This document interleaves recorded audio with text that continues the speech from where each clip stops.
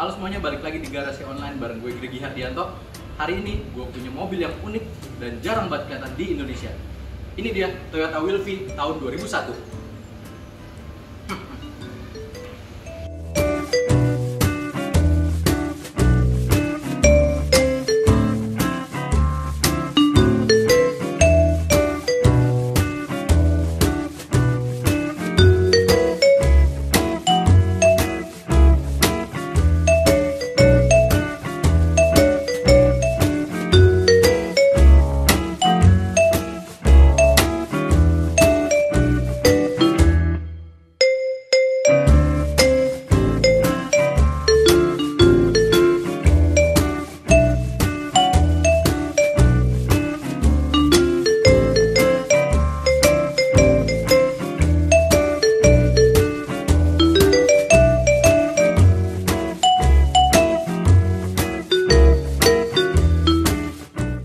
Ya, ini adalah Toyota Wilphy tahun 2001.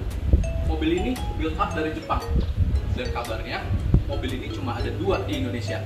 Yang satu warna silver, dan yang ini warnanya orange.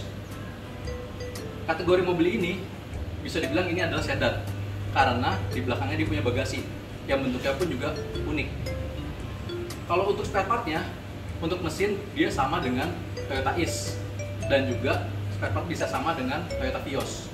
Tapi kalau untuk body partnya, ini amat sangat susah banget karena di Indonesia aja cuma ada dua. Jadi kalau misalkan mau nyari body part, itu harus beli dari luar, dari Jepang.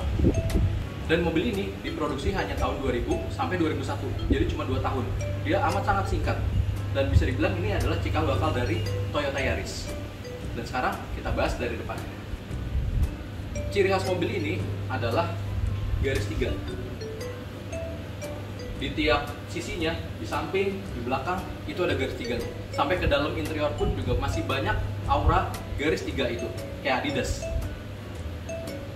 Nah, sekarang kita bahas lagi. Untuk kacanya, dia ukurannya standar lah ya. Dan di sini ada wiper 2. Nah, di sini juga ada panggangan sate yang kayak expose banget. Dan panggangan satenya ini warnanya sewarna dengan bodinya, warna gold. Kalau sepintas dilihat, ini mirip kayak Karimun Estilo, kayak dari lampunya ujung sedikit ini mirip kayak Karimun Estilo. Lampunya kecil, agak ngotak, dan di sini ada grill panjang kecil. Oh iya, di sini juga nggak ada logo Toyota sama sekali. Bisa kita lihat di sini logonya adalah wheel. Terus di bagian bawahnya juga ada grill dan ada fog lamp bulat kecil aja. Kalau dilihat dari depan, mukanya itu unik ya. Dia mukanya lucu, bukan yang sangar atau sporty, tapi dia lebih ke arah lucu. Ini adalah mesin dari Toyota Wilphy. Ini adalah mesin yang sama dengan Toyota Ace 2NZ FE. Mesinnya ini bisa pakai part dari Toyota Vios ataupun Yaris, karena mesinnya mereka sama, tapi beda cc. Cc-nya ini 1300 atau aktualnya adalah 1298 cc. Nah, di sini ada akinya. Dan di sini ada ABS-nya. Dan ini mesinnya 4 silinder Dewa AC VVTi. Sekarang kita udah ada di samping Toyota Wilphy ini. Seperti yang gue bilang tadi, di tiap sisinya dia punya ciri khas garis 3 ini. Jadi kayak di kapasin tadi, dia punya garis 3 biji. Di samping pun juga di sebelah kiri kanan. Nah, untuk kacanya dia keputus. Jadi di sini bukan back out kayak zaman sekarang. Dan untuk kacanya ini unik ya, dia modelnya agak bulat, tekuk, dan di sini masuk ke patah. Di sini handle-nya modelnya cukil. Di bagian spakbor ya, depan belakang dia punya garis-garis kayak gini. Jadi bikin kayak seakan mobil ini ngembung. Terus untuk di bagian spionnya dia warnanya klasik hitam.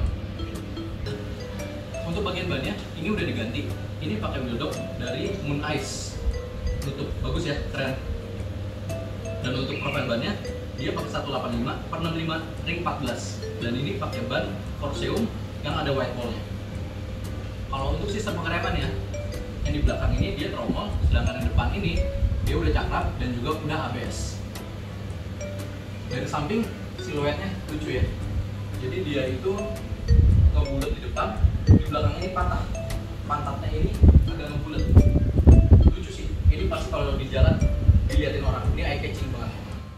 Sekarang kita udah ada di bagian belakang dari Toyota Wilphy ini.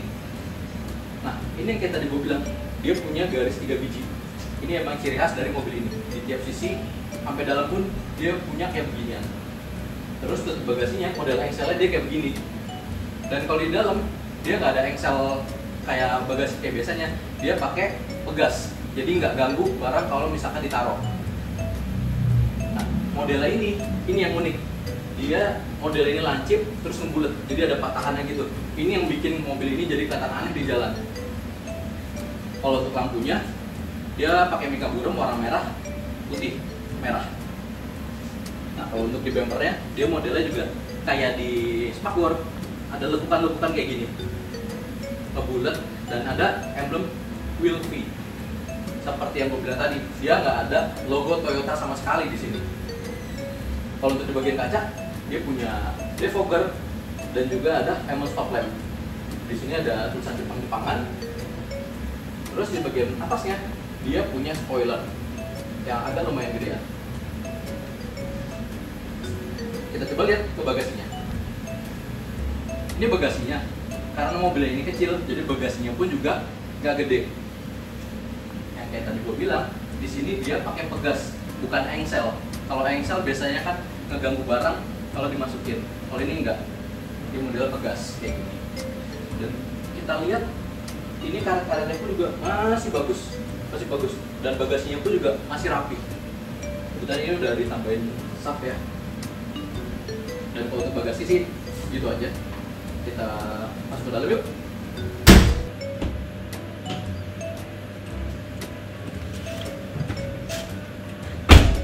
Sekarang kita udah ada di dalam interior Toyota Wilphy.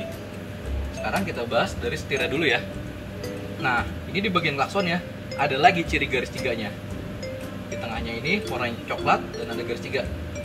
Jadi interiornya ini ada warna coklat, warna hitam, sama warna krem. Nah, untuk setirnya ini dia bahannya kulit dan ada jahitan aslinya. Ada aksen silver dan ini tadi garis 3. Untuk door trim ya, ini dia sampai ke dalam untuk bodinya ini, platnya. Jadi ini bukan plastik, tapi plat body, sama persis. Jadi kalau ngecat mobil ini, harus ngecat sampai ke dalamnya juga. Untuk list pintunya ini, dia ngikut ke pintunya. Biasanya kan pintu kan listnya ada dari sini, sisanya cuma engsel pintu kecil doang. Kalau ini gede, jadi dia ngikut ke pintunya, bukan ada di body. Untuk handle ya, dia tarikannya modelnya kayak bis ya, kayak busway. Tapi bahannya bahan kulit, ini bagus loh. Nah kalau ini dia plastik tapi modelnya motif kulit jeruk. Untuk power window dia cuma di depan kiri kanan aja. Untuk yang belakang dia masih engkol. Dan di sini ada door lock dan untuk kunci power window. Di sini ada speaker dan ada door pocket yang modelnya jaring. Dan di sini juga ada armrestnya. Jadi kalau nyetir bisa naruh tangan di sini. Tapi agak ngeganjel sama tarikan pintunya ini. Di bagian sini dia punya electric mirror, ada cup holder yang bisa ditarik, ada laci kebuka buat naruh duit, ada laci ketutupnya juga buat naruh recehan, ada tuas buat buka mesin. Kalau untuk buka bagasi dari bawah. Nah, untuk di bagian dashboardnya dia bahannya plastik dan lagi-lagi ada garis-garis lagi. Tapi ini garisnya beda ya, kayak di luar. Kalau yang di luar atau yang di setir dia garisnya 3, kalau ini garisnya 22. Jadi total garisnya ada 4 biji. Ini tadi AC-nya bulat-bulat. Selain garis-garis, ciri khas dari mobil ini adalah buletan kayak gini nih. Jadi dia banyak pentolan bulat-bulat dan banyak garis-garis. Kalau untuk pentolan bulat-bulatnya ada di transmisi sama ada di tuas untuk recliningnya. Dia modelnya bulat kayak bola biliar. Di sini dashboardnya warna coklat tua dan motifnya adalah kulit jeruk. Untuk di panel tengahnya ini dia warna silver. Warna silver. Di sini dia ada tombol AC, tombol defogger, hazard, dan juga ada ventilasi udara. Di sini buat arah semburan AC, di sini untuk nyalain AC dan untuk suhunya. Di bagian bawah, head unitnya ini single din, tapi di bawahnya ada laci kebukanya. Jadi kalau misalkan mau diganti double din, ini tinggal copot aja lacinya. Di bagian bawahnya juga dia punya laci yang agak kebuka sedikit. Di bagian sini pun juga ada lacinya, kecil dikit. Jadi lacinya agak lumayan banyak ya. Untuk tulisan-tulisan Jepangnya juga lumayan banyak di sini. Terus di kap mesin itu tadi juga ada tulisan Jepangnya. Kalau untuk lacinya, dia lacinya laci kebuka kayak gini, dia nggak ada tutupnya. Dan ini juga nggak terlalu gede untuk lacinya.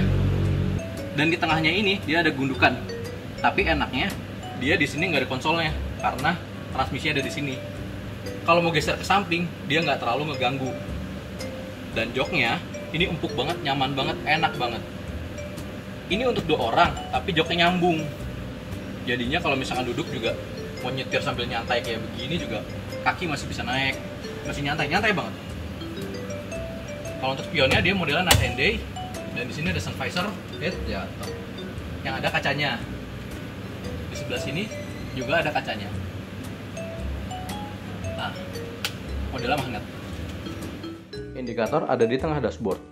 Di bagian indikator, dia ada MID kecil yang nunjukin jam, bensin, odometer, dan trip meter. Ada petunjuk kecepatan analog dan transmisi. Tapi di sini nggak ada indikator RPM. Untuk parking brake, modelnya mirip Freed yang diinjek di bawah. Setir bisa tilt, tapi nggak bisa teleskopik. Dan pajak mobil ini ada di angka 2 juta. Nah, sekarang kita udah ada di bagian belakang dari Toyota Wilfy ini. Ini posisi nyetir gue tadi ya, tinggi gue 167-168an. Kalau duduk di tengah ini menurut gue sih rada agak sedikit sempit sih, walau yang depan masih bisa dimajuin. Jadi untuk kenyamanan belakang harus ada negosiasi dari supirnya dulu supaya dia mau maju.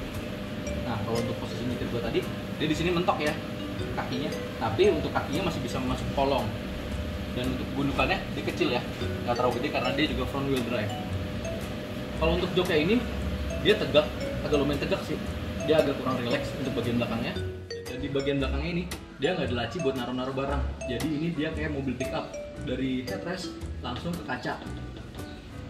Ini posisi duduknya yang tadi gue bilang ini tegak, dan ini bahannya dia udah dilapisin sama kulit. Kalau aslinya dia fabric.